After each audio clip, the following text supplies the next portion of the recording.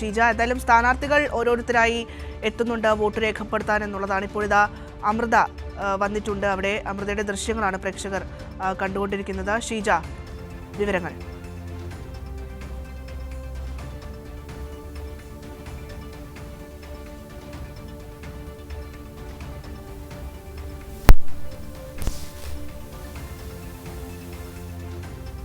നമുക്ക് ഇവിടെ കാണാൻ സാധിക്കുന്നത്, ഞാനിപ്പോഴുള്ളത് ശാസ്തമംഗലത്താണ്.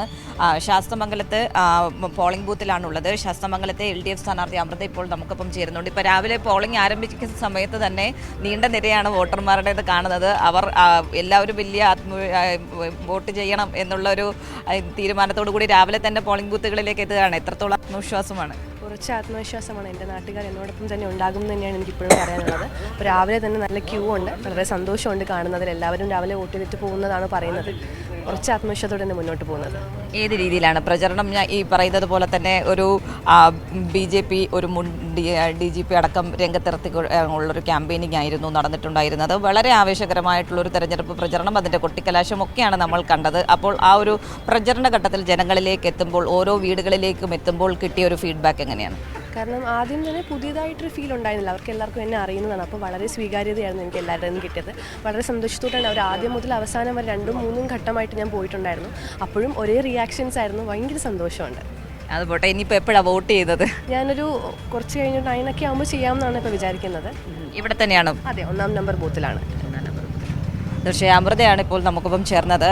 വലിയ ആത്മവിശ്വാസത്തിൽ തന്നെയാണുള്ളത്. കാരണം അത്രത്തോളം ഒരു സ്വീകാര്യത ജനങ്ങൾക്കിടയിൽ നിന്ന് ലഭിക്കുന്നു എന്നുള്ള കാര്യം തന്നെയാണ് അമൃത സൂചിപ്പിച്ചത്. ഇപ്പോഴേതായാലും നമുക്ക് ദൃശ്യങ്ങൾ നോക്കിയാൽ മനസ്സിലാകും. രാവിലെ തന്നെ വലിയ തിരക്കാണ് ഇവിടെ ഈ പോളിംഗ് ബൂത്തിൽ അനുഭവപ്പെടുന്നത്. കാരണം 7 മണിക്ക് പോളിംഗ് ആരംഭിക്കുന്ന സമയം തന്നെ നീണ്ട നിര വോട്ടർമാരുടേത് ഓരോ ബൂത്തുകളിലുമായി, ഓരോ ബൂത്തുകൾക്ക് മുന്നിലുമായി കാണാൻ സാധിച്ചിട്ടുണ്ട്. അതുകൊണ്ട് തന്നെ ഈ വോട്ടെടുപ്പിൽ രാവിലെ തന്നെ എത്തി പോളിംഗ് ദിനത്തിൽ വോട്ട് രേഖപ്പെടുത്തി മുന്നോട്ട് പോകുക എന്നുള്ളത് തന്നെയാണ് ജനങ്ങൾ തീരുമാനിച്ചിട്ടുള്ളത്. അതിൻ്റെ അടിസ്ഥാനത്തിൽ തന്നെയാണ് ഈ രീതിയിലുള്ളൊരു തിരക്ക് നമുക്ക് രാവിലെ മുതൽ തന്നെ കാണാൻ സാധിക്കുന്നത്. ഈ പോളിംഗ് ബൂത്തിനുള്ളിലേക്ക്, അതായത് ഈ പോളിംഗ് സ്റ്റേഷന് ഉള്ളിലേക്ക് കടന്നാലും അത്തരത്തിലുള്ള ദൃശ്യങ്ങൾ തന്നെയായിരിക്കും നമുക്ക് പങ്കുവയ്ക്കാൻ സാധിക്കുക, ഭദ്ര. കാരണം അത്രത്തോളം വലിയൊരു തിരക്ക് ഓരോ ബൂത്തിനും മുന്നിലും നമുക്ക് കാണാൻ സാധിക്കുന്നുണ്ട് എന്നുള്ള കാര്യം തന്നെയാണ്. സംസ്ഥാനത്തൊട്ടാകെയായി 595 തദ്ദേശ സ്ഥാപനങ്ങളിലേക്കുള്ള പോളിംഗ് ആണ് ഇന്നിപ്പോൾ രാവിലെ 7 മണിക്ക് ആരംഭിച്ചിരിക്കുന്നത്.